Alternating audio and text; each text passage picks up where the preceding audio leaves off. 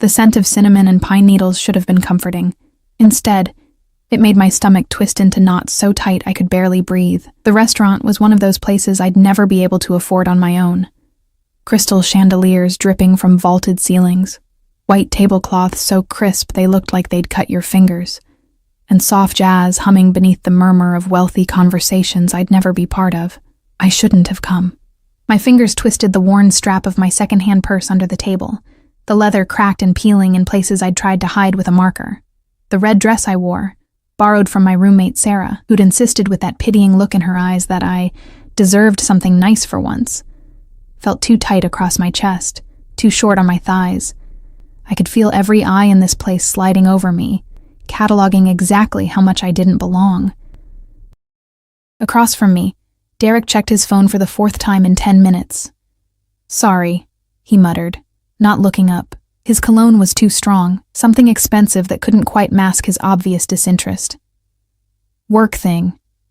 I nodded, taking a sip of water because it was free, and I couldn't afford anything else on this menu. The prices didn't even have dollar signs, just numbers that made my throat close. When Sarah had set up this blind date, she'd promised Derek was a catch. Successful. Handsome. Looking for something real. What she hadn't mentioned was that he'd taken one look at me and decided I wasn't worth the effort. "Listen, Emma." Derek finally set his phone face down on the table, and I knew what was coming. I'd heard this speech before, in different words, different restaurants, different men, who all wore the same expression of polite disappointment. "You seem really sweet, but I don't think this is going to work out." The Christmas lights strung along the windows blurred in my peripheral vision.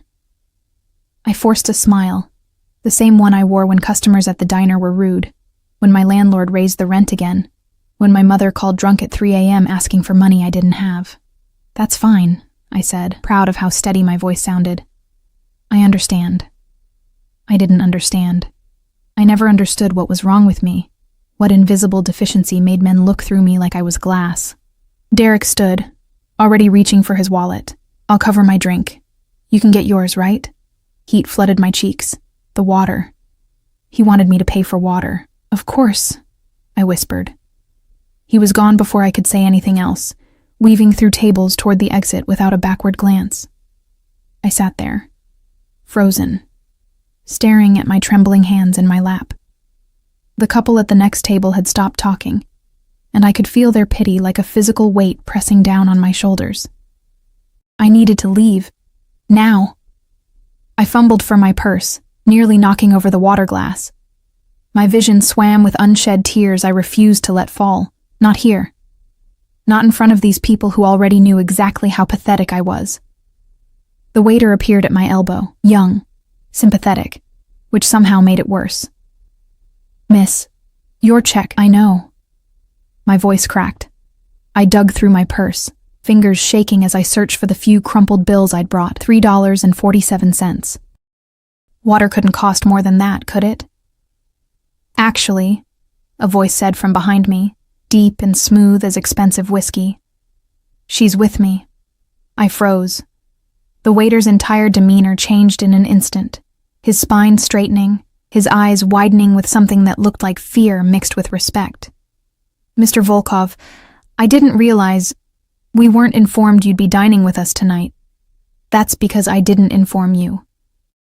The voice moved closer, and suddenly there was a presence beside me, commanding and absolute.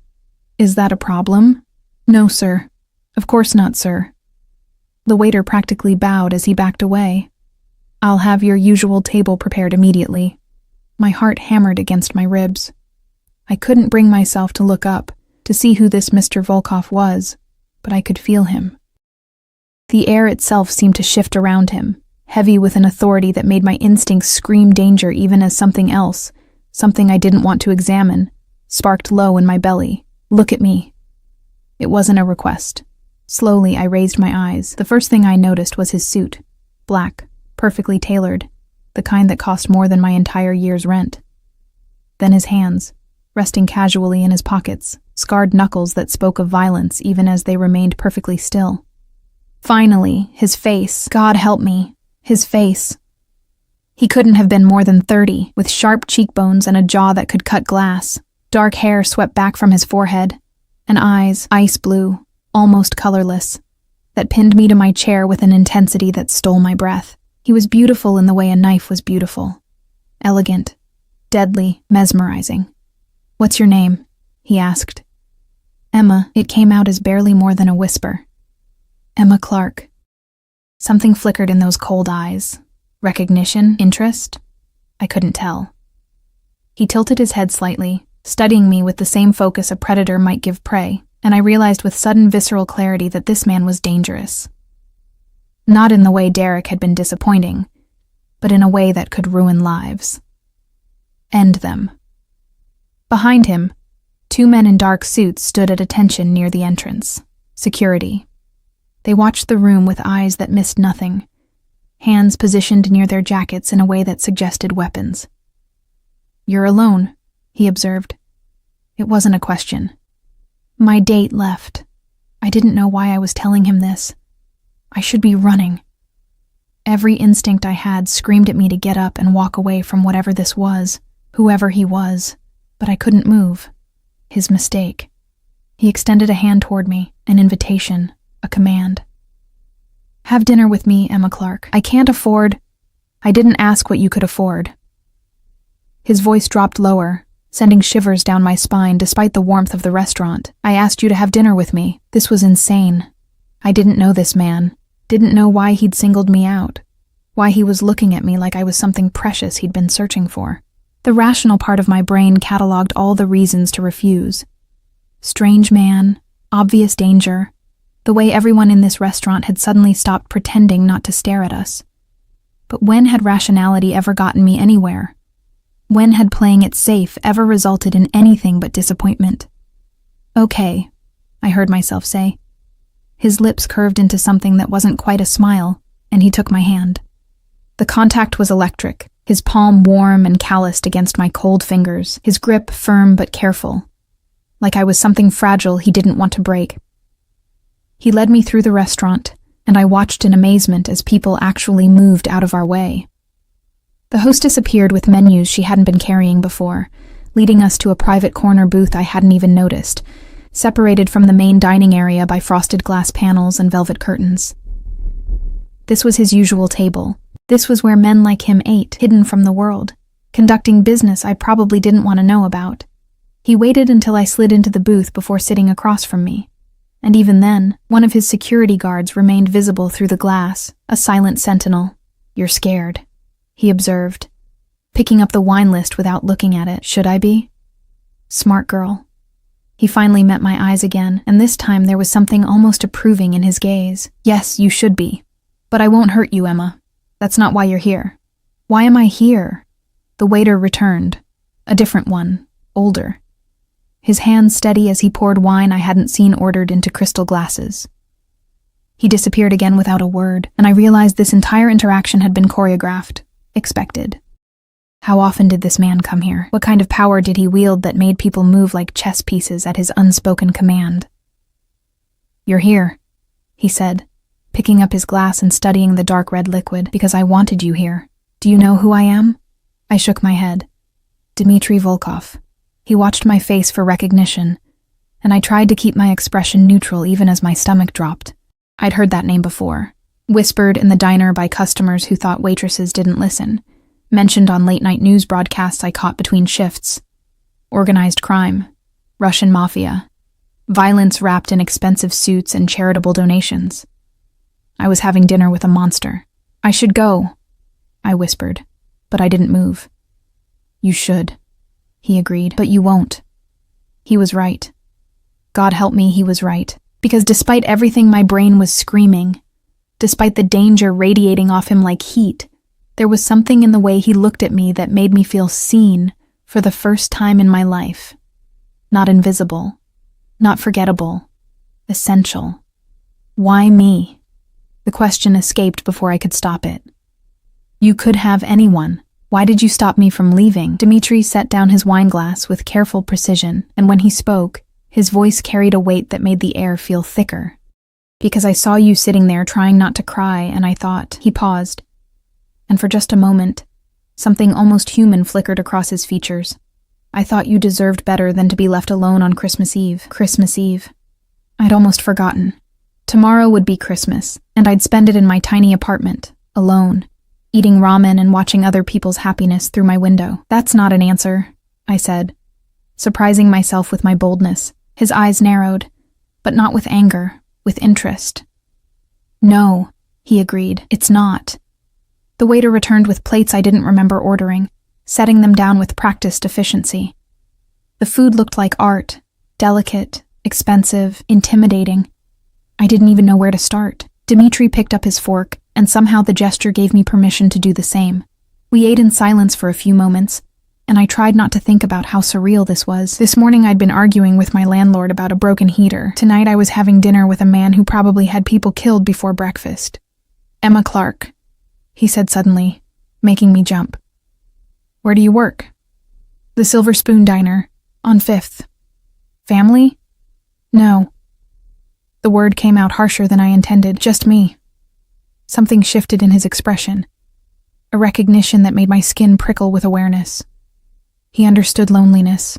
This powerful, dangerous man surrounded by security and wealth.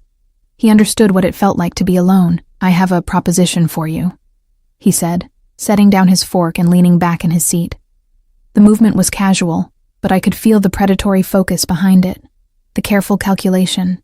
My mouth went dry. What kind of proposition? I need a wife. The words hung in the air between us, impossible and absurd. I almost laughed. Would have laughed if not for the complete seriousness in his expression. You're insane. Probably. He tilted his head, studying me with that same unnerving intensity. But I'm also serious. I have business complications that require a certain legitimacy. A wife would provide that. You want me to be your... what? Fake wife? My voice rose despite my efforts to keep it steady. You don't even know me. I know enough. He reached into his jacket and I tensed, but he only pulled out a business card, sliding it across the table toward me. I know you work 2 jobs and can barely afford rent. I know you were stood up tonight by a man who wasn't worth your time. I know you're alone on Christmas Eve, and that you're stronger than you think you are. I stared at the card, heavy cream paper with gold embossing, just his name and a phone number, nothing else. As if that was all anyone needed to know. Why would I agree to this? Because I'll pay you more money than you've ever seen. Because I'll give you a life where you never have to worry about bills or broken heaters or men like Derek again. He leaned forward, and his voice dropped to something almost intimate. Because when I look at you, Emma, I don't see someone invisible. I see someone extraordinary. My heart pounded so hard I thought he must be able to hear it. This was crazy, dangerous, absolutely insane. But his words wrapped around something desperate inside me, something that had been starving for years. Think about it, he said, standing in one fluid motion. His security guard materialized at his side immediately, and I realized the dinner was over. He'd said what he came to say, and now he was leaving, just like that. He paused beside the table, looking down at me with those ice-blue eyes. Keep the card, Emma Clark. When you're ready to stop being invisible, call me. Then he was gone, moving through the restaurant with his guards flanking him, and I was left alone with a half-eaten meal and a business card that felt like it was burning a hole through my fingers. The waiter appeared again, setting down a small box wrapped in silver paper. Mr. Volkov asked me to give you this, miss. Merry Christmas. My hands shook as I unwrapped it. Inside was a key, sleek, modern, attached to an address tag for a building I recognized from the expensive part of town. A note in sharp, masculine handwriting read, "Your apartment, if you want it. No strings, no expectations. Just a place where you can think about my offer without freezing." I sat there long after the restaurant closed around me, staring at that key and wondering if I'd just met my salvation or my destruction. I didn't sleep that night. The key sat on my nightstand like a living thing, catching the yellow glow from the streetlight outside my window. Every time I closed my eyes, I saw Dmitri Volkov's face. Those cold blue eyes that seemed to see straight through every defense I'd ever built. The careful control in every movement. The way his voice had wrapped around me like smoke. Can you be my wife? The question echoed in my mind until I wanted to scream. By the time weak winter sunlight crept through my threadbare curtains, I'd made a decision. Not about his offer. I wasn't ready for that. But about the key. I needed to see it.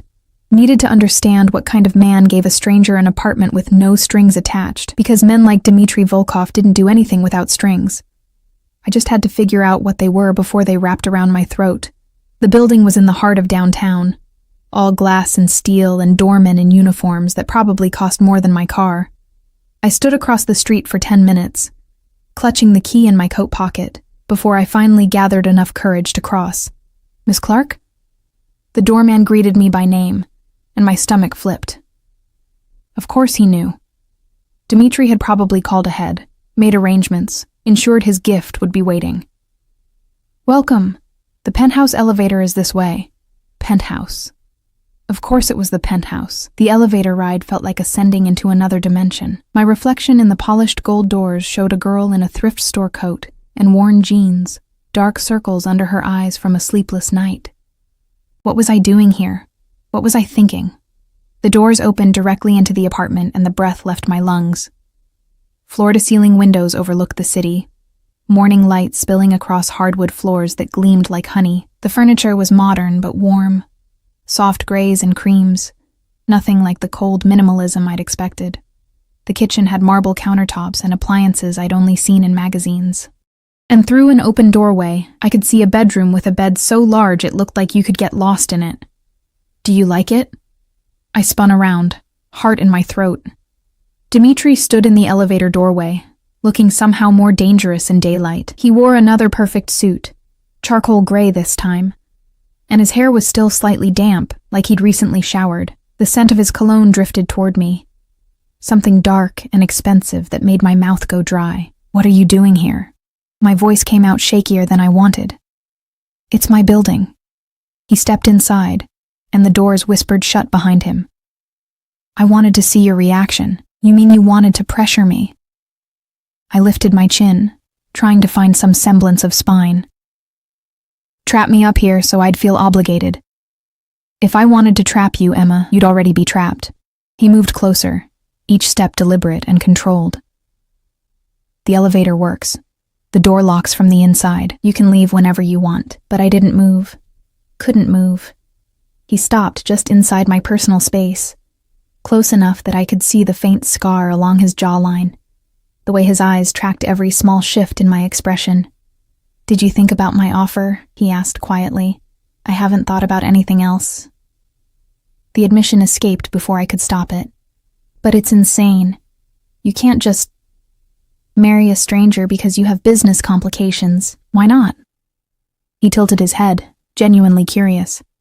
"People marry for worse reasons. Money, convenience, because they're afraid to be alone. That doesn't make it right." "No," he agreed, "but it makes it honest." I turned away from him, moving toward the windows because I needed space, needed to breathe. The city sprawled below us. Tiny cars and tinier people living their normal lives. What would they think if they knew what was happening up here? A waitress being offered a fortune by a criminal to play pretend? "I looked you up," I said, watching his reflection in the glass. "After I got home last night, you're not just business complications. You're dangerous." "Yes."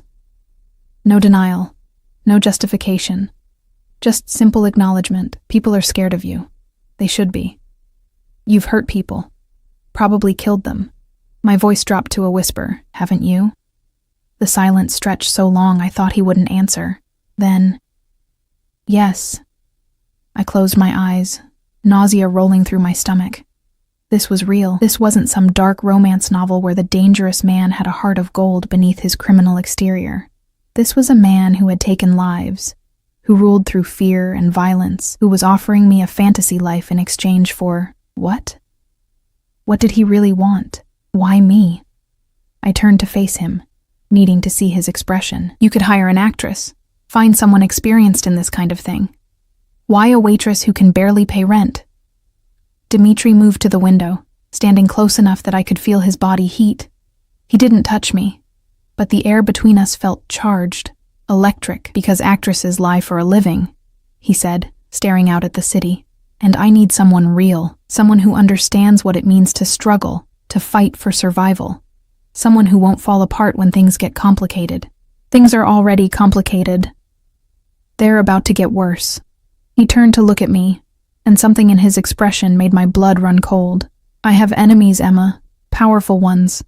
They're circling, looking for weaknesses. A wife, a real wife, not some hired actress, would show strength, stability. It would buy me time to handle things. Handle things, I repeated. You mean kill them? His jaw tightened. I mean protect what's mine. I'm not yours. Not yet.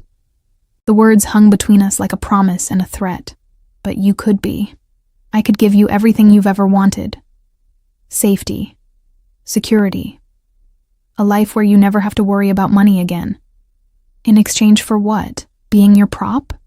Your perfect little wife who smiles at parties and doesn't ask questions about the blood on your hands? His eyes flashed with something.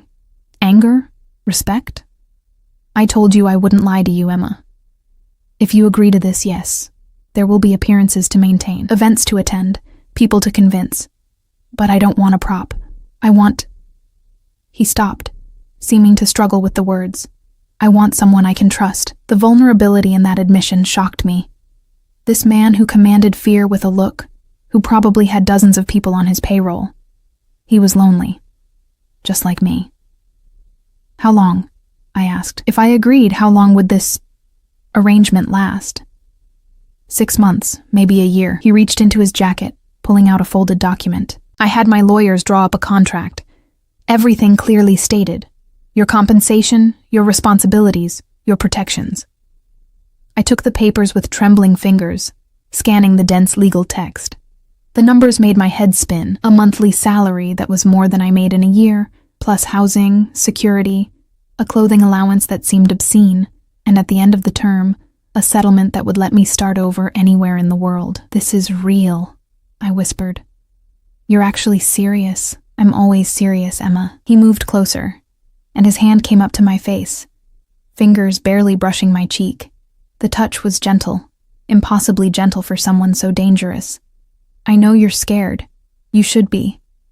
But I promise you, as long as you're mine, no one will ever hurt you again. No one will ever make you feel invisible. No one will ever leave you alone on Christmas Eve. Tears burned behind my eyes. How did he know exactly what to say? How did he find the cracks in my armor so easily? I need time, I managed, to read this. To think. Of course. He stepped back, giving me space. But his eyes never left my face. Take the apartment. Use it while you decide. There's a phone in the bedroom. My direct number is programmed. When you're ready, call me. He moved toward the elevator, and panic flared in my chest. Wait. He stopped, turning back with one eyebrow raised. Why did you really choose me? The question came out small, desperate. The truth this time. Dmitri was quiet for a long moment, something complicated passing across his features. When he finally spoke, his voice was rough. Because when I saw you in that restaurant, trying so hard to be strong while that bastard walked away, I saw myself. Before I became this, he gestured at himself, at the expensive suit and the power it represented.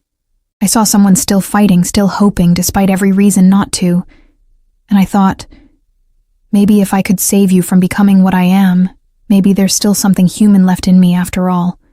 Then he was gone, the elevator doors closing on his confession, and I was alone in a penthouse that cost more than most people made in a lifetime, holding a contract that could change everything.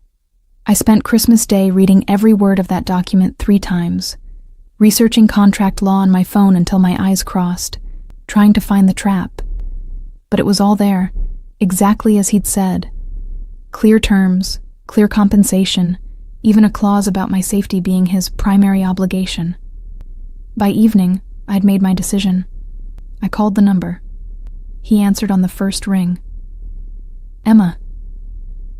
I have conditions, I said before I could lose my nerve. Name them. I want to finish my shifts at the diner. Give proper notice. I won't just disappear on people who depend on me. Agreed. I want to be able to contact my friends. I won't be cut off from everyone I know, of course, though I'll provide security when you go out. That should have bothered me. Instead, I felt a strange flutter in my stomach at the idea of being protected, watched over, and I want honesty. No more half-truths. If I'm going to do this, I need to know what I'm walking into. The pause was longer this time. That's a dangerous condition, Emma. Some truths can't be unknown. I don't care. That's my price. Then you have a deal. His voice dropped lower, intimate despite the distance between us. When can I see you again? Tomorrow. I work the morning shift, but I'm free after 2. I'll send a car. I can take the bus. No. The word was absolute, leaving no room for argument. From now on, you don't take the bus. You don't walk alone. You don't put yourself at risk, do you understand? The possessiveness in his tone should have sent me running. Instead, heat bloomed in my chest, spreading through my body like wildfire. I understand. Good girl. The approval in those words made my breath catch. Get some rest, Emma. Tomorrow, everything changes. He hung up before I could respond, and I stood there in the darkening apartment, staring at my reflection in the black windows. The girl looking back at me seemed different somehow. Still scared, still uncertain, but no longer invisible. I'd made a deal with the devil. I just hoped I'd survive long enough to see if salvation was worth the price of my soul. The next morning, I showed up to the diner in my usual uniform, the pale blue dress that was starting to fray at the hem, sensible shoes worn thin from too many double shifts. My coworkers greeted me with sympathetic looks, probably assuming my Christmas had been as lonely as they'd expected, if only they knew. Emma, honey, Martha called from behind the counter, her kind face creased with concern. You okay? You look tired. I'm fine, I lied, pouring coffee for the early morning regulars. Just didn't sleep well. The morning passed in its usual blur of orders and complaints and tips that barely covered my bus fare. But every time the door chimed, my heart jumped, wondering if Dimitri would walk in, if he'd come to claim me early, unable to wait. He didn't. At 1:55 p.m., I clocked out and changed in the bathroom, putting on the nicest clothes I owned, a simple black dress I'd bought for job interviews, paired with the only coat that didn't have visible holes. Through the diner window, I could see a black SUV parked at the curb, windows tinted so dark they looked like mirrors. Emma? Martha touched my arm as I headed for the door. That car's been sitting there for 20 minutes. You sure you're okay? I'm sure. I squeezed her hand, wondering if this would be the last normal conversation I'd ever have. I'll see you tomorrow for my last shifts. Last shifts? Her eyes widened. You're quitting? I got a new opportunity. I'll explain later, I promise. Before she could ask more questions, I pushed through the door into the cold December air. The SUV's back door opened immediately, and a man in a dark suit stepped out. Not Dimitri, but one of his security guards from the restaurant. He was massive, all shoulders and silent intensity. Miss Clark. He gestured to the open door. Mr. Volkov is waiting. I slid into the leather interior, and my breath caught. Dimitri sat on the far side, looking like he'd stepped out of a magazine spread. Dark suit, crisp white shirt open at the collar, hair perfectly styled. But it was his expression that stopped me. Hungry, possessive, like he'd been counting the minutes until he could see me again. Hello, Emma. His voice was liquid heat, high. God, why was I so nervous? This was just a business arrangement, just a contract. So why did it feel like I was stepping into something far more dangerous than crime and money? The guard closed the door, sealing us in, and the SUV pulled smoothly into traffic. Dimitri didn't speak, just watched me with those ice-blue eyes, and I fought the urge to squirm under his scrutiny. Where are we going? I finally asked. Shopping. Shopping? You agreed to be my wife, Emma. That means you need to look the part. His gaze traveled over my worn coat, and something almost gentle crossed his features. Not that there's anything wrong with how you look, but the people we'll be dealing with judge by appearances. I won't have them disrespecting you because your clothes aren't expensive enough. Shame and gratitude warred in my chest. I can't afford. I can. He leaned forward, closing the distance between us, and his hand found mine. The contact sent electricity shooting up my arm. That's the point of this arrangement. You don't worry about money anymore. You don't worry about anything. That's my job now. This feels strange, I admitted. Wrong, somehow. It will feel less strange soon. His thumb traced circles on my palm, the gesture almost absent-minded. Tell me about yourself, Emma. I know the facts, where you work, that you're alone. But I want to know you. Why? If this is just business, it's not just business. His eyes locked on mine, intense and unwavering. Not anymore. Maybe it never was. My heart stuttered. What does that mean? It means, he said slowly, carefully, that from the moment I saw you in that restaurant, something shifted. I told myself it was opportunity, convenience. But I don't make decisions based on how someone makes me feel, Emma. I make them based on strategy and survival. And yet here I am, holding your hand like a lovesick fool, trying to understand why the thought of you walking away makes me want to burn the world down. I should pull away, should remind him this was supposed to be temporary, professional. But his words wrapped around my starving heart and wouldn't let go. I'm nobody, I whispered. Just a waitress who can barely keep her life together. You're mine. The possessiveness in those words stole my breath. That makes you everything. The SUV pulled to a stop outside a boutique so exclusive it didn't even have a name on the door, just a discreet gold number. Dmitri released my hand, and immediately I missed his touch. The warmth and security it had provided. One rule, he said, as his guard opened the door. You don't look at price tags. You don't worry about cost. If you like something, it's yours. Understood? Dmitri, I can't. Yes, you can. He stepped out of the car, then turned back to offer me his hand. Trust me, Emma. Let me take care of you. Against every self-preservation instinct I'd honed over years of struggling alone, I took his hand and stepped into a life where everything I'd ever wanted was suddenly within reach, if I was willing to pay the price. The boutique smelled like money, leather and perfume, and something else I couldn't quite name. Luxury, maybe. The kind that came from knowing you could have anything without ever asking the price. A woman appeared the moment we crossed the threshold. Her silver hair swept into an elegant chignon, her smile professional but warm. Mr. Volkov, what a pleasure. We received your call. Natasha. He nodded, his hand settling on the small of my back, possessive and warm through the thin fabric of my coat. This is Emma. She needs everything. Natasha's trained gaze swept over me, and I braced for judgment, for the thinly veiled contempt I'd grown used to from sales associates in stores I couldn't afford. Instead, her smile widened with genuine pleasure. Of course, we'll start with the basics and build from there. She gestured toward the back of the store. If you'll follow me, Miss Emma. I glanced at Dmitri, suddenly uncertain. He leaned down, his lips nearly brushing my ear, sending shivers cascading down my spine. Go. I'll be right here. The next 2 hours were surreal. Natasha moved through the boutique with practiced efficiency, pulling dresses and blouses and pants I'd never have dared to touch. She didn't ask my size. Somehow she just knew, her experienced eye cataloging my measurements with a glance. Every time I emerged from the dressing room, Dmitri was there, seated in a plush armchair with a glass of something amber, his attention focused entirely on me. Turn around, he'd say, his voice low and commanding, and I'd obey, my cheeks burning as his gaze traveled over every inch of me. Some outfits he dismissed with a slight shake of his head. Others made his jaw tighten, his knuckles going white around his glass.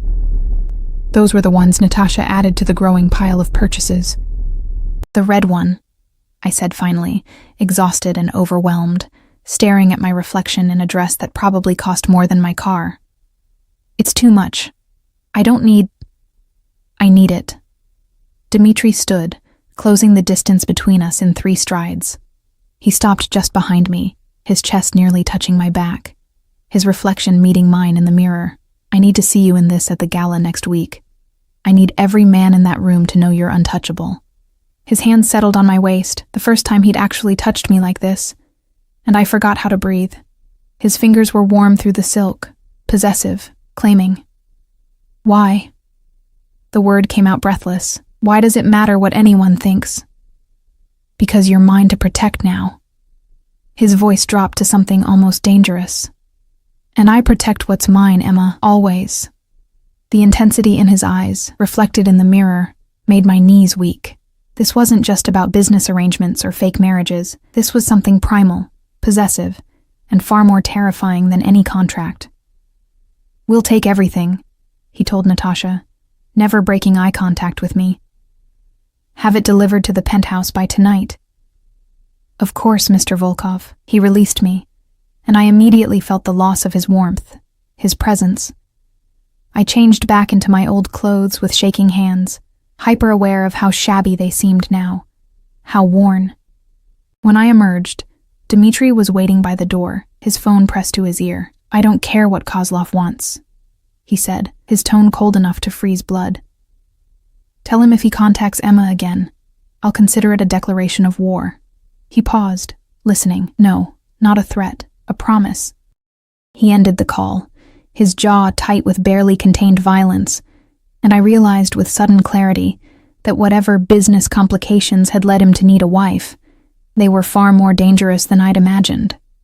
"Who's Kozlov?" I asked, as we stepped back into the SUV. Dmitri's expression went carefully blank. "You wanted honesty, are you sure?"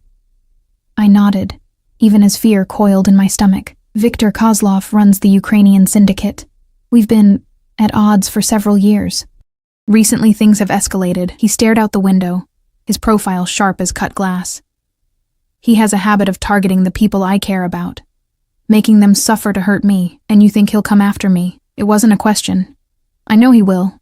The moment word spreads that I've taken a wife, he'll see you as an opportunity, a weakness to exploit." He turned to face me, and the raw intensity in his gaze made my breath catch.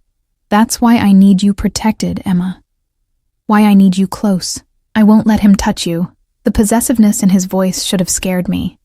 Instead, warmth bloomed in my chest, dangerous, intoxicating warmth that made me want things I had no business wanting. "What happened to the last person he targeted?"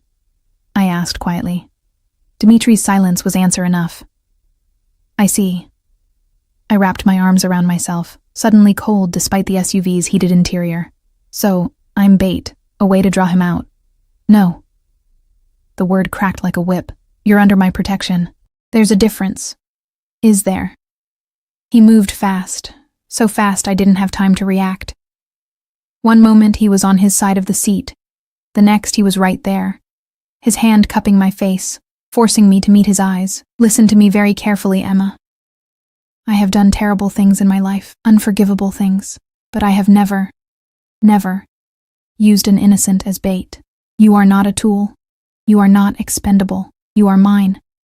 And I will burn this city to ash before I let anyone hurt you. Do you understand?" I nodded, unable to form words. His thumb brushed across my cheekbone, gentle despite the violence promised in his words. "Good." He released me, settling back into his seat, but the air between us remained charged. "We're going to my estate. You'll stay there until the wedding." "Wedding?" My voice came out strangled. "When?" "This weekend. We don't have time for a long engagement, and the sooner you're legally mine, the better. This weekend. 4 days. I was going to marry a man I barely knew. A criminal who killed people and spoke of burning cities like it was nothing. What was I doing? The estate was exactly what I should have expected.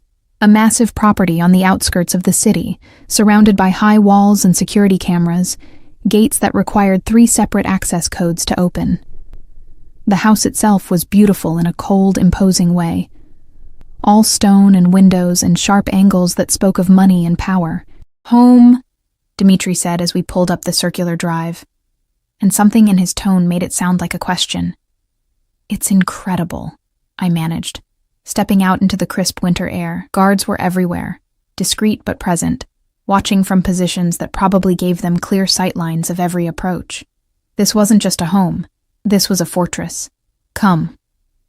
Dmitri's hand found the small of my back again, guiding me toward the entrance. "I'll show you your room." "My room?" I glanced at him. "Not our room?" His lips curved into something that wasn't quite a smile. "This marriage may be business, Emma, but I'm not a monster. You'll have your own space, your own privacy. I won't force anything you're not ready for." Relief, and something that felt suspiciously like disappointment, warred in my chest. "Thank you." The interior was warmer than I expected.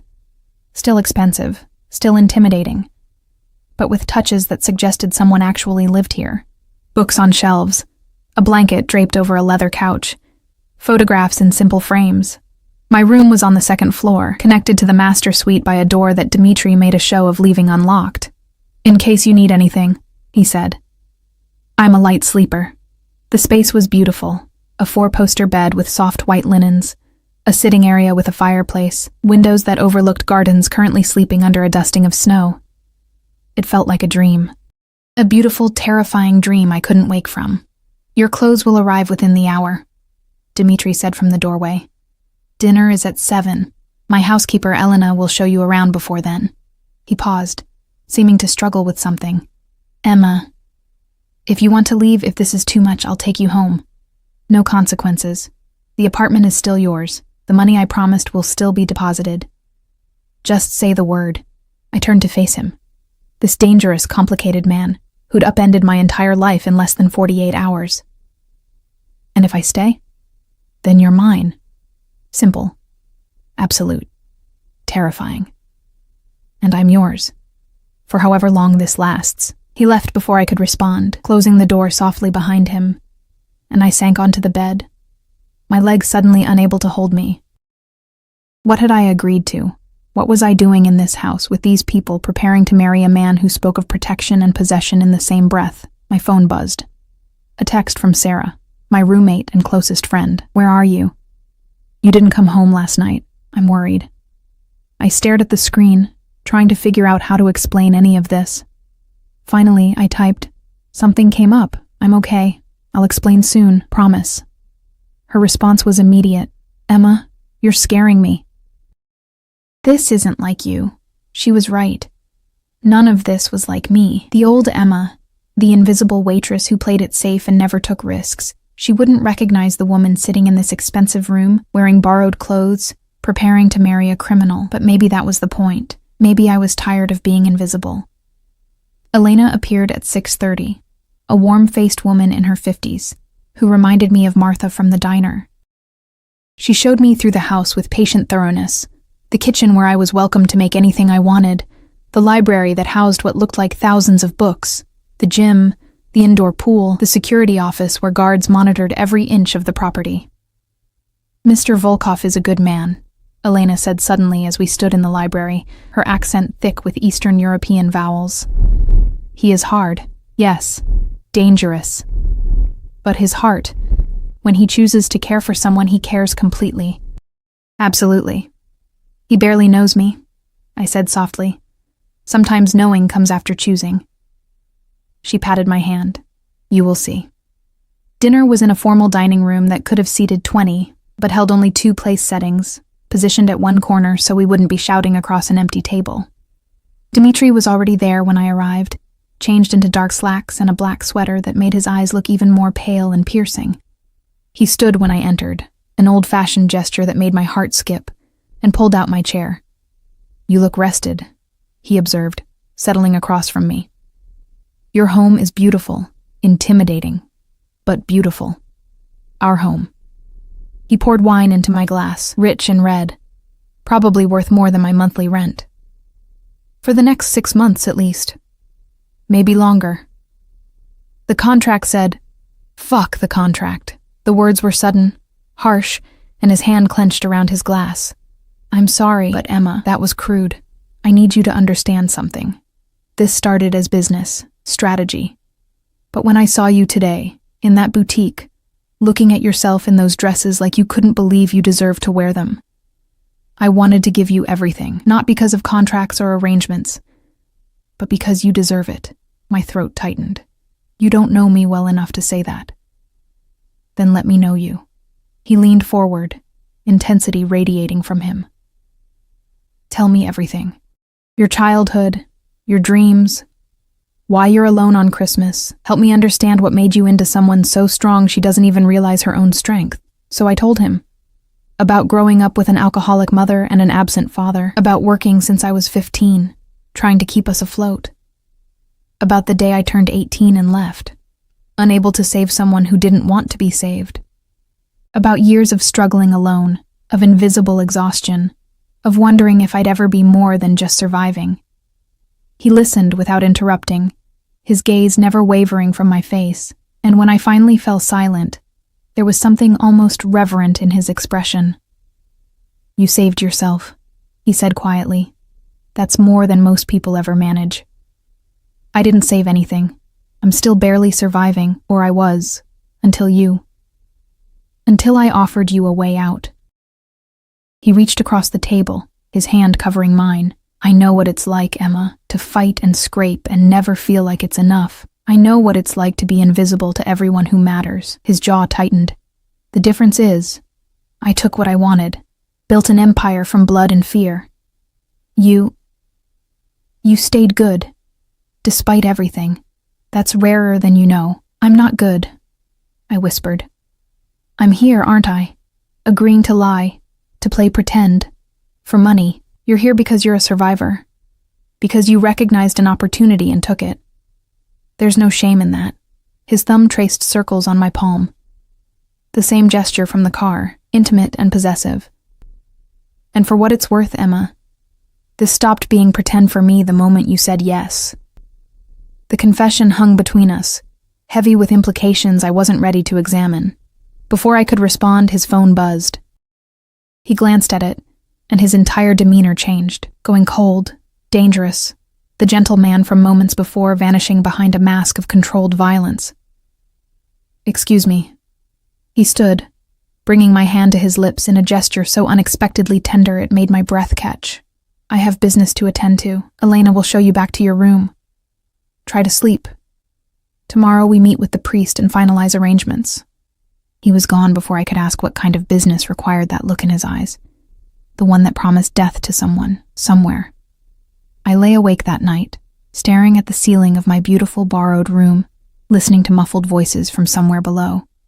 Dimitri's voice, sharp with anger. Other voices responding. At one point, I heard what might have been a gunshot, distant and muffled, and my entire body went rigid with fear. But no one came to my door, no alarms sounded, and eventually, exhaustion dragged me under into dreams of ice-blue eyes and promises that felt more like threats. I woke to find a white box on the chair beside my bed, tied with a silver ribbon. Inside was a simple platinum band, and a note in Dimitri's sharp handwriting. This was my grandmother's. She gave it to my grandfather the day they married, after he saved her from a man who would have destroyed her. She told me once that the only real marriages are the ones where both people are willing to burn the world down for each other. I think she would have liked you, D. I slipped the ring onto my finger, and it fit perfectly, like it had been waiting for me all along. The wedding happened so fast it felt like falling. One moment I was standing in front of a mirror, while Elena adjusted the simple ivory dress Dimitri had chosen. Silk that clung to my curves before flowing to the floor. Elegant and understated in a way that somehow felt more intimate than lace and beading. The next, I was walking down a makeshift aisle in Dimitri's private chapel, my hand trembling on Elena's arm, because I had no father to give me away, no family to witness this strange union. The chapel was small, tucked into the east wing of the estate, with stained glass windows that threw colored light across stone floors. Only a handful of people attended. Elena, a few of Dimitri's most trusted men standing like silent sentinels along the walls, and the priest, an elderly man with kind eyes who seemed unsurprised by the unusual circumstances, and Dimitri. He stood at the altar in a black suit that fit him like sin, his ice-blue eyes locked on me with an intensity that made my knees weak. As I walked toward him, I watched something shift in his expression. Hunger, possession, and something softer that terrified me more than his violence ever could. When I reached him, he took my hand, his touch warm and steady, grounding me in this surreal moment. "You look beautiful," he murmured, low enough that only I could hear, "like you were made for this." "I don't know what I was made for," I whispered back. "You were made to be mine, simple, absolute, devastating. And I was made to keep you safe." The ceremony was conducted in Latin and English, words about commitment and fidelity that felt both sacred and blasphemous given the circumstances. When the priest asked if I took this man as my husband, my voice barely shook as I said, "I do." Dimitri's response was stronger, more certain. I do. Then he was sliding a ring onto my finger, platinum to match his grandmother's band, but this one studded with diamonds that caught the colored light and threw rainbows across our joined hands. His own ring was simple, unadorned platinum that looked almost severe against his scarred knuckles. You may kiss your bride. Dimitri's hand came up to cup my face, his thumb brushing my cheekbone in that gesture I was beginning to recognize as uniquely his. He lowered his head slowly, giving me time to pull away, but I didn't move. Couldn't move. His lips touched mine, soft at first, almost questioning. Then I made a small sound in the back of my throat, and something in him snapped. The kiss deepened, became demanding, claiming. His other hand sliding into my hair to hold me exactly where he wanted me. I could feel the barely leashed control in every movement, the violence he was holding back, the hunger that threatened to consume us both. When he finally pulled away, we were both breathing hard, and his eyes had gone dark with want. Mine, he whispered against my lips. My wife. The word sent electricity shooting down my spine. Wife. I was someone's wife, this dangerous, beautiful man's wife. The reception was held in the main dining room, transformed with candles and flowers into something almost magical. More people appeared, men in expensive suits who watched me with calculating eyes, women dripping in jewels who smiled with too many teeth. Dimitri's hand never left my waist, keeping me anchored to his side, his touch possessive and protective. Don't leave my sight, he murmured in my ear as we moved through the crowd. Not for a moment. Some of these people are allies. Some are not, and none of them need to know which category they fall into. How am I supposed to know who to trust? You trust no one but me. His fingers tightened on my waist. No one, Emma. Do you understand? I nodded, scanning the faces around us. They all looked the same to me. Rich, powerful, dangerous. How was I supposed to navigate this world? Dimitri. A woman approached, tall and stunning in a red dress that left little to the imagination. Her dark hair was swept up in an intricate style, and her smile was all predator. I heard rumors you'd gotten married, but I had to see it to believe it. Irina. Dimitri's voice went flat, cold. I thought I made it clear you weren't welcome here. Oh, come now. We were engaged once. Surely that earns me an invitation to your wedding. Her gaze slid to me, assessing and dismissive, though I must say, I didn't expect you to choose someone so ordinary. Heat flooded my cheeks. Dimitri's hand left my waist, moving to the small of my back, his touch burning through the thin silk. My wife, he said, each word sharp as a blade, is extraordinary. And you're leaving. Now. Dimitri. Now, Irina, or I'll have you removed. His voice dropped to something lethal. And we both know I don't make empty threats. She smiled, brittle and cold, before turning on her heel and stalking away. I could feel her hatred like a physical thing, pressing against my spine. Ex-fiancé? I asked quietly. A mistake I made years ago, before I understood the difference between ambition and loyalty. He guided me toward a quieter corner, away from the crowd. She wanted the power that came with my name. When I realized she was selling information to my enemies, I ended it. What happened to her?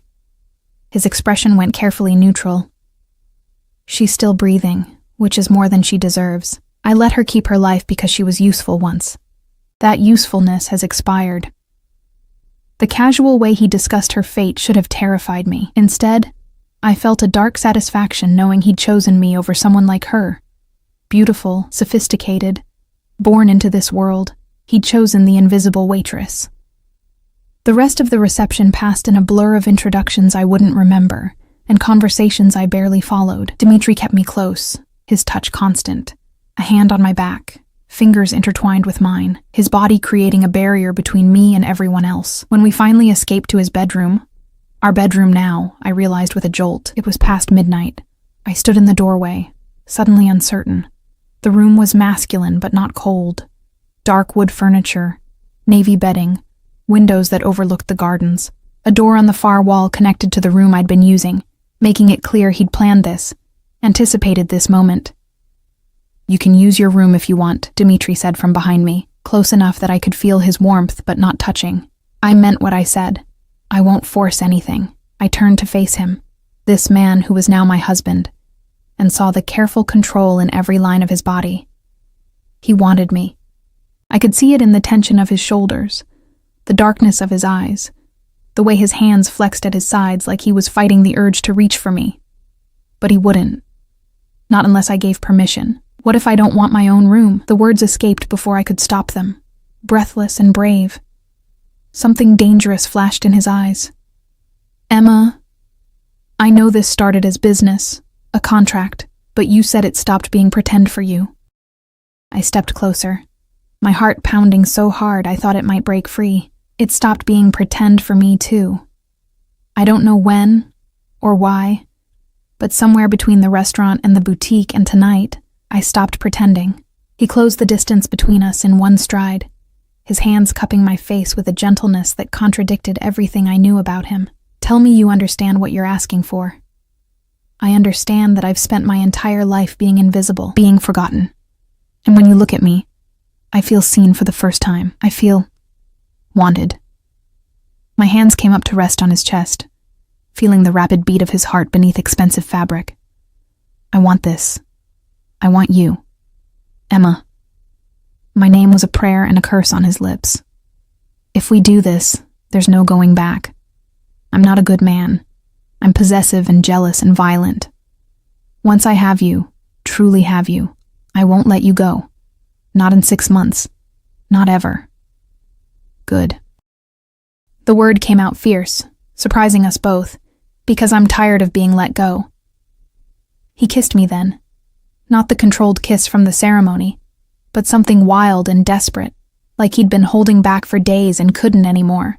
His hands moved from my face to my waist, pulling me against him, and I could feel the barely leashed violence in his touch, the hunger that matched my own. The dress. He growled against my lips. I need to see you. All of you. I turned, presenting my back to him, and felt his fingers find the hidden zipper. He drew it down slowly, tortuously, his knuckles brushing against my spine with each inch of revealed skin.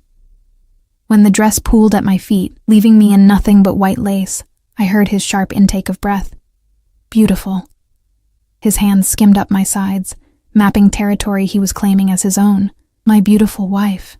I turned in his arms, reaching for his tie, fumbling with the knot until he covered my hands with his own. Let me. He stripped with efficient grace, revealing a body marked by violence, scars across his ribs, a puckered bullet wound near his shoulder, evidence of a life lived in darkness. But he was beautiful too, all lean muscle and coiled power. He lifted me easily, carrying me to the bed, and laid me down like I was something precious, something worth protecting. Then he covered my body with his own, his weight pressing me into the mattress, grounding me in this moment. Tell me if I'm too rough, he murmured, his lips trailing down my throat. Tell me if you need me to stop. I won't. My hands threaded through his hair, pulling him closer. I trust you. The admission seemed to undo something in him. His control fractured, and suddenly, we were a tangle of desperate touches and breathless kisses, his hands mapping every inch of my body while I learned the taste of his skin, the sounds he made when I touched him just right. When he finally claimed me completely, his eyes locked on mine. Ice blue and intense, and full of something that looked dangerously close to devotion. The pain was brief, swallowed by pleasure that built and built until I shattered beneath him, his name a broken prayer on my lips. Mine, he groaned against my throat as he followed me over the edge. My Emma. My wife. Mine. Afterward, we lay tangled together, his fingers tracing lazy patterns on my hip, while I listened to his heartbeat slowly return to normal. The room was dark except for moonlight streaming through the windows, painting everything in silver and shadow. I didn't plan this, Dimitri said quietly. Any of this. I was going to find someone suitable, make the arrangement, keep everything professional. But then I saw you, and everything I thought I knew about myself became irrelevant. I propped myself up on one elbow, studying his face in the dim light. What do you mean? I mean, I'm not a man who believes in fate or destiny or love at first sight. I believe in strategy and survival, and taking what I want through force if necessary. His hand came up to cup my face, thumb brushing my swollen lips. But when I saw you in that restaurant, something shifted. Like the universe was telling me I'd been looking in the wrong places my whole life. That's terrifying, I whispered. Yes. He pulled me down for a kiss, soft and claiming. But you're not running. No. I settled against his chest, feeling safer than I had in years, despite knowing exactly how dangerous this man was. I'm not running. His arms tightened around me, and I felt him press a kiss to the top of my head. Sleep, wife.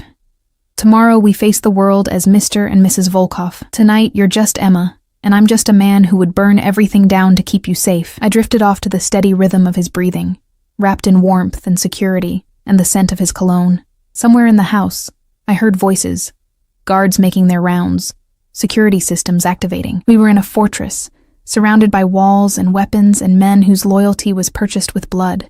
But in Dimitri's arms, I felt untouchable. I should have known that feeling wouldn't last. I woke to the sound of gunfire. My eyes snapped open, disoriented in the darkness. Dimitri was already moving, pulling on pants with practiced efficiency, his face set in lines of cold fury. Stay here. He grabbed a gun from the nightstand. I hadn't even known it was there. Lock the door behind me. Don't open it for anyone but me. What's happening? Kozlov. The name was a curse. He's making his move. Stupid bastard thought a wedding would make me vulnerable. He leaned down, kissing me hard and fast. I'll come back for you. I promise. But if I don't, if something happens, Elena knows what to do. She'll get you out. Dimitri... But he was already gone, moving through the connecting door to my old room, and I heard the lock click into place. More gunfire echoed through the house, closer now, accompanied by shouting in languages I didn't understand. I sat frozen in the bed, clutching the sheets to my chest, listening to the sounds of violence below. This was real. This was my life now. Married to a man whose enemies would kill me to hurt him. Trapped in a fortress, under siege. What had I done? Block 5. Final. Time became meaningless in the darkness. Seconds stretching into minutes, minutes bleeding into hours. I pressed my ear against the door, trying to hear anything beyond my own thundering heartbeat. The gunfire had stopped, replaced by an eerie silence that somehow felt worse, then footsteps in the hallway, heavy, measured, wrong. Mrs. Volkov? A voice called through the door, accented, unfamiliar, dripping with false courtesy. Your husband sent me to get you. It's safe now. Every instinct screamed danger. Dimitri had said not to open the door for anyone but him. He'd promised he would come back. I don't believe you, I said, proud of how steady my voice sounded despite the terror coursing through my veins. Laughter, cold and cruel. Smart girl. Volkov chose well. A pause. But you should know. We have your husband. If you want to see him alive again, you'll open this door, now. My hand hovered over the lock, trembling. Was he lying? Was Dimitri really captured? Or was this exactly the trap he'd warned me about? A phone slid under the door, lit screen showing a video. My stomach lurched. Dimitri, on his knees in what looked like the chapel, blood streaming from a cut above his eye. 3 men surrounded him, guns trained on his head. He looked directly at the camera, and even through the small screen, I could see the cold fury in his eyes. Emma. His voice was rough but controlled. Don't you fucking dare open that door. Do you hear me? Stay where you are. The video cut off with the sound of impact. Someone hitting him. I heard him grunt in pain, and rage unlike anything I'd ever felt flooded through me. You have 10 seconds, the voice said. Then I put a bullet in his head. 10, 9, 8. My hand was on the lock before I could think. I had to. I couldn't let them kill him. Whatever happened to me didn't matter. I couldn't be the reason Dimitri died. 7. 6. 5. I turned the lock.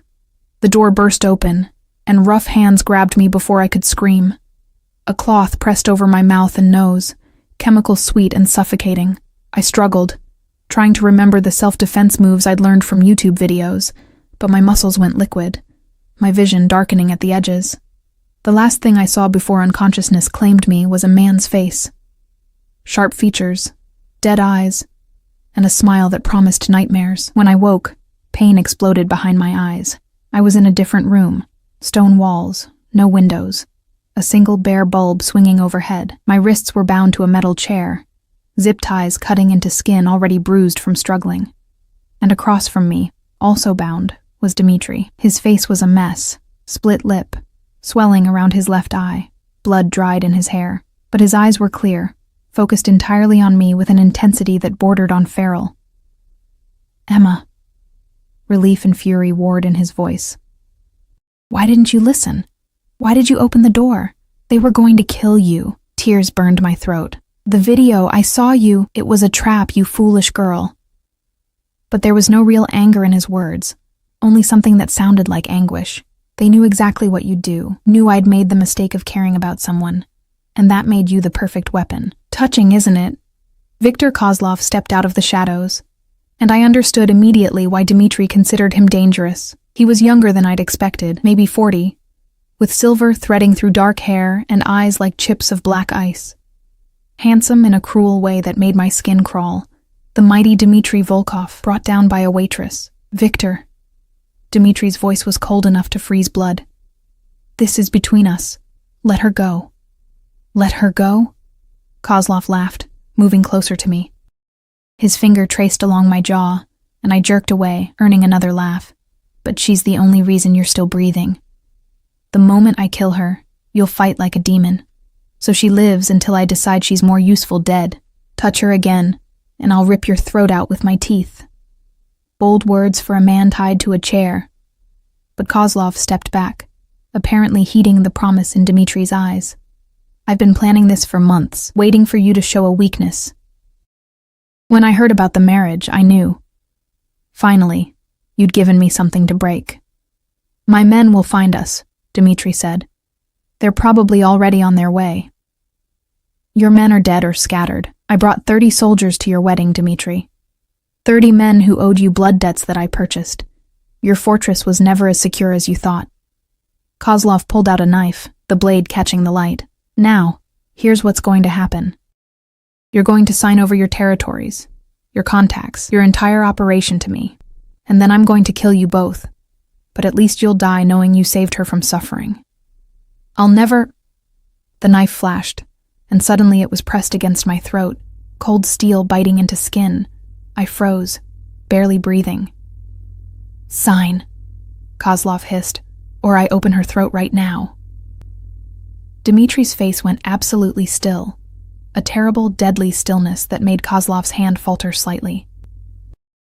"You're going to kill us anyway. Why would I give you anything? Because I'll make her death quick instead of spending days breaking her while you watch." The knife pressed deeper, and I felt warm blood trickle down my neck. "Sign, Volkov." "Dimitri, don't." My voice came out as barely a whisper. "Don't give him anything. I'm not worth—" "Shut up."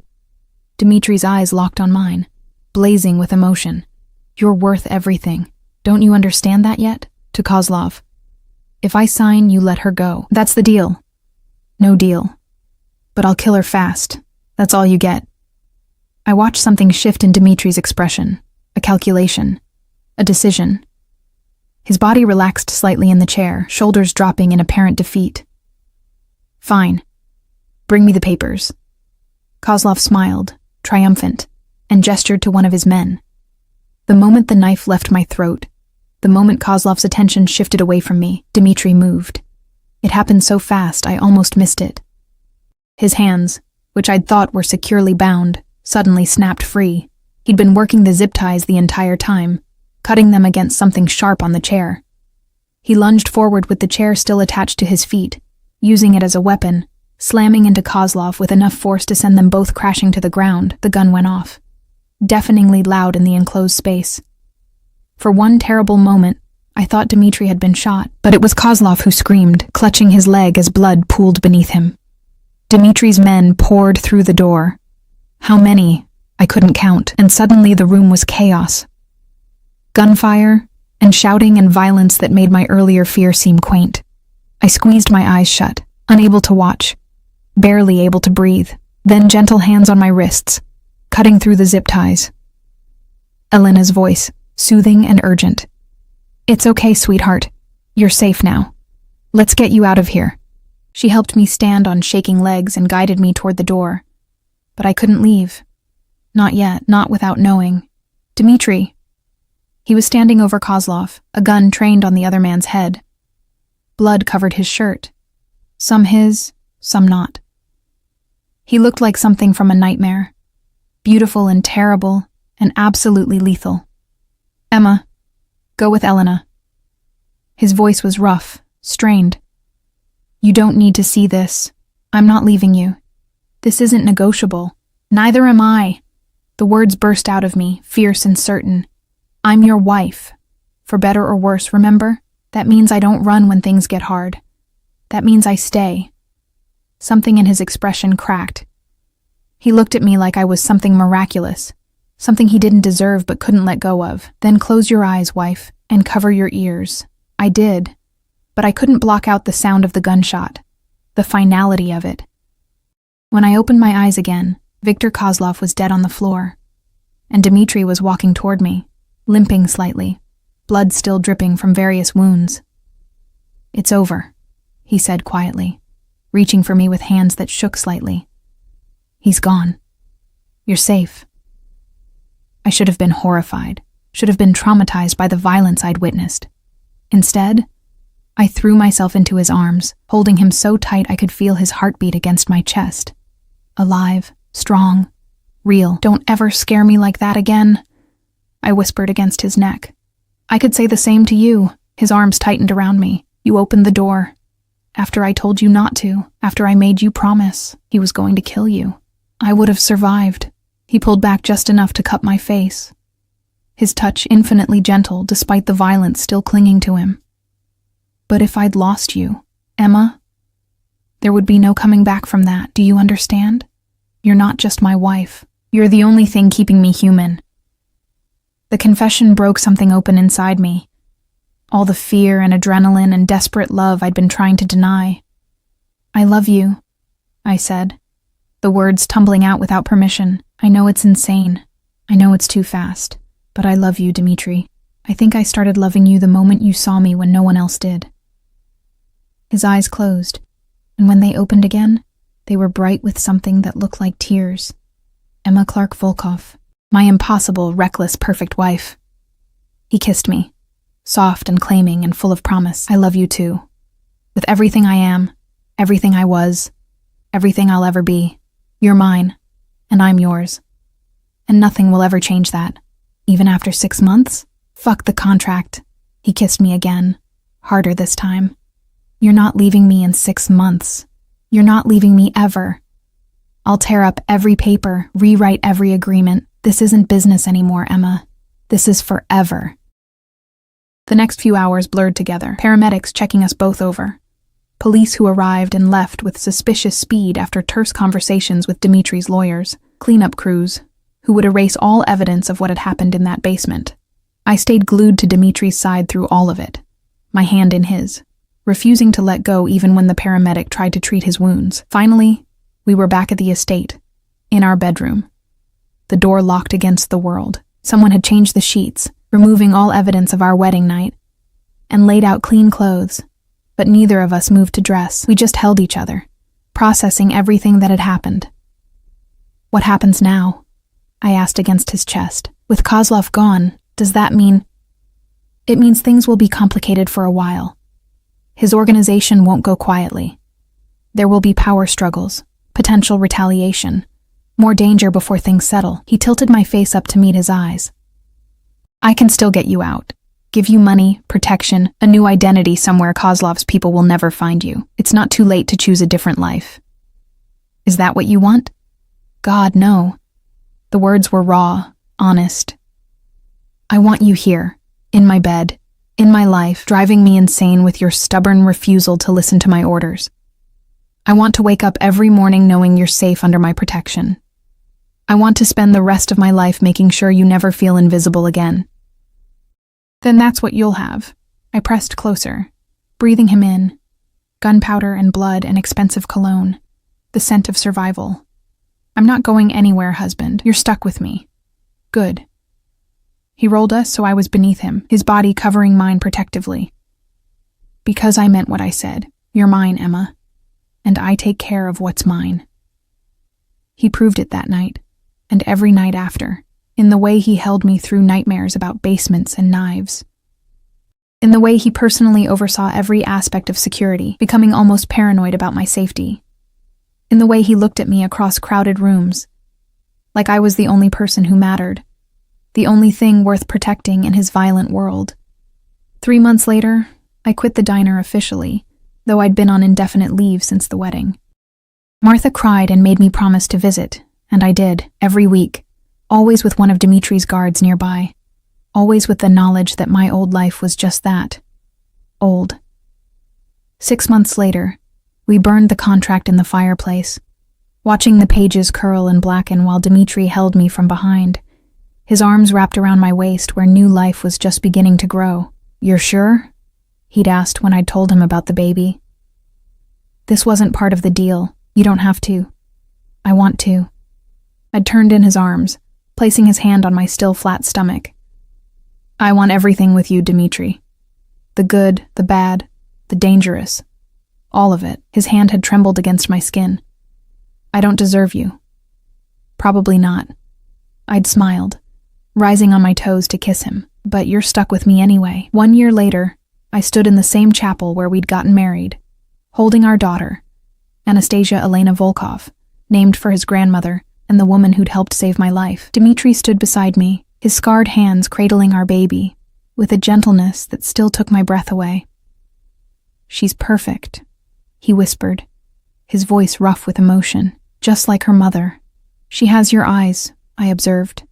"Ice blue, already sharp and observant at just 3 weeks old." God help us. But he was smiling, that rare, genuine smile he reserved only for me and now for our daughter. "She's going to be trouble. She's a Volkov. Trouble is in her blood." He kissed my temple, his free arm pulling me close. "Thank you, Emma, for saying yes when you should have run, for opening that door even though I told you not to, for loving me despite every reason not to. You saved me, you know, in every way a person can be saved." "We saved each other," I corrected, leaning into his warmth. "That's what marriage is supposed to be." Through the stained glass windows, I could see the gardens in full bloom. Spring replacing winter, life returning after darkness. Guards still patrolled the perimeter. Dimitri still conducted business I didn't always want to know about. The world was still dangerous, still complicated.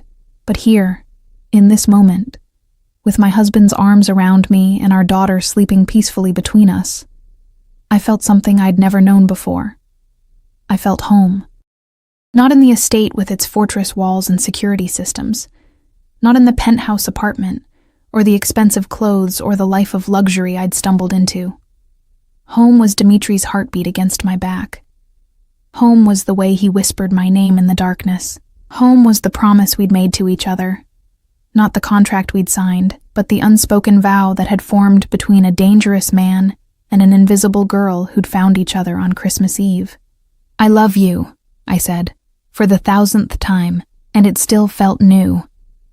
"I love you," he answered, for the 1,000th time, and it still felt like salvation. Outside, the world continued spinning. Enemies plotted, allies watched. Life moved forward with all its complications and dangers. But in the chapel, surrounded by colored light and the scent of flowers, we were just a family. Imperfect, unconventional, forged in violence, and sealed with love. And that was more than enough. It was everything.